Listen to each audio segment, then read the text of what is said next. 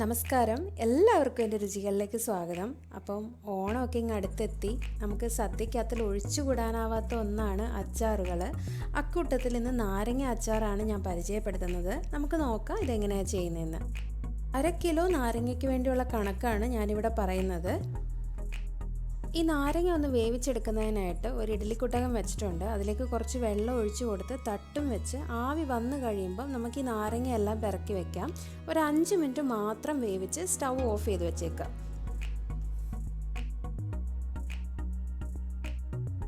ഒരുപാട് നേരം സ്റ്റൗവിൽ വെക്കേണ്ട നാരങ്ങ, പെട്ടെന്ന് വെന്തുടഞ്ഞു പോവും. അതുകൊണ്ട് ചെറുതായിട്ടൊന്ന് വേവിച്ചെടുത്താൽ മതി. ശരിക്കും പറഞ്ഞാൽ വേവിച്ചെടുക്കുകയല്ല, നമ്മൾ വാട്ടിയെടുക്കുകയാണ് ചെയ്യുന്നത്. അപ്പോൾ ഒന്ന് വാടിയാൽ മതി.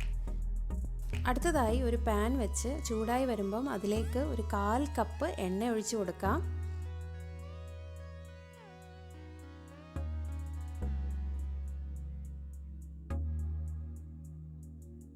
ഇതിലേക്ക് 1/2 സ്പൂൺ ഉലുവ ചേർത്ത് കൊടുക്കാം.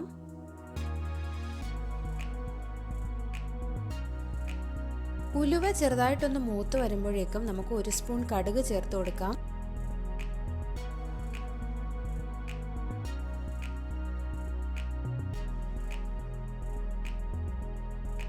കടുക് പൊട്ടിക്കഴിയുമ്പം നമുക്ക് 2 സ്പൂൺ വെളുത്തുള്ളി അരിഞ്ഞു വെച്ചത് ചേർത്ത് കൊടുക്കാം. ഏകദേശം 8 അല്ലി വെളുത്തുള്ളി ചെറുതായിട്ട് അരിഞ്ഞതാണിത്. കൂടെ ഒരു പച്ചമുളക് അരിഞ്ഞതും ചേർത്ത് കൊടുക്കാം.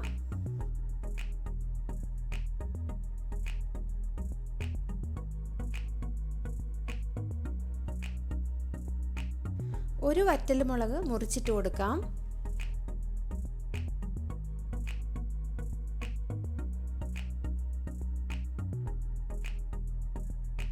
വെളുത്തുള്ളി ഒന്ന് വാടി തുടങ്ങുമ്പോഴേക്കും നമുക്ക് ഒരു 2 സ്പൂൺ കായപ്പൊടി ചേർത്ത് കൊടുക്കാം.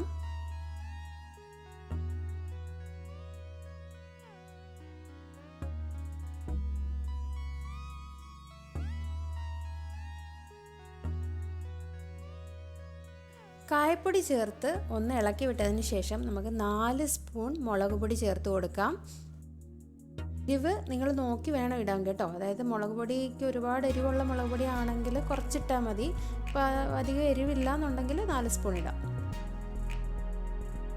സ്റ്റൗവ് ലോ ഫ്ലെയിമിലിട്ട് ഈ മുളക് പൊടിയും എണ്ണയ്ക്കകത്ത് നന്നായിട്ടൊന്ന് മൂപ്പിച്ചെടുക്കാം.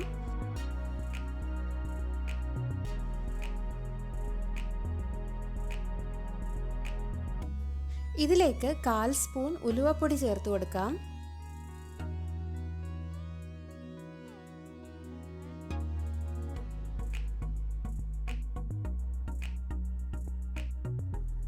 ആവശ്യത്തിന് ഉപ്പ് ചേർക്കാം. ഞാൻ 1.5 സ്പൂണോളം ഉപ്പാണ് ചേർത്തേക്കുന്നത്. ഉപ്പും നമുക്കൊന്ന് ഇളക്കി യോജിപ്പിച്ച് കൊടുക്കാം.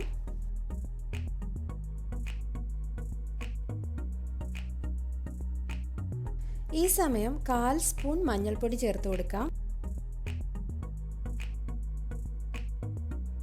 ഇനി വാട്ടി വെച്ചിരിക്കുന്ന നാരങ്ങ 4ആയിട്ട് കീറി ഈ കൂട്ടിനകത്തിലേക്ക് ചേർത്ത് കൊടുക്കാം.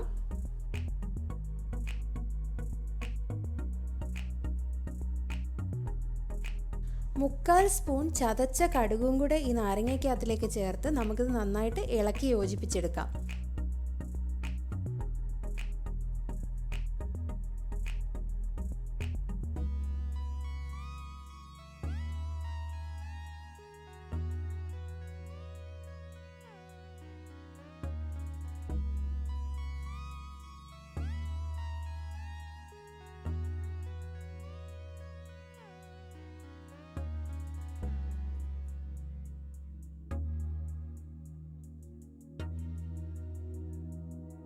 ഇനി ഒരു 3 സ്പൂൺ വിനാഗിരിയും കൂടെ ചേർത്ത് നന്നായിട്ട് മിക്സ് ചെയ്തിട്ട് ആറിയതിനു ശേഷം ഒരു കുപ്പിയിലേക്ക് മാറ്റി വയ്ക്കാം.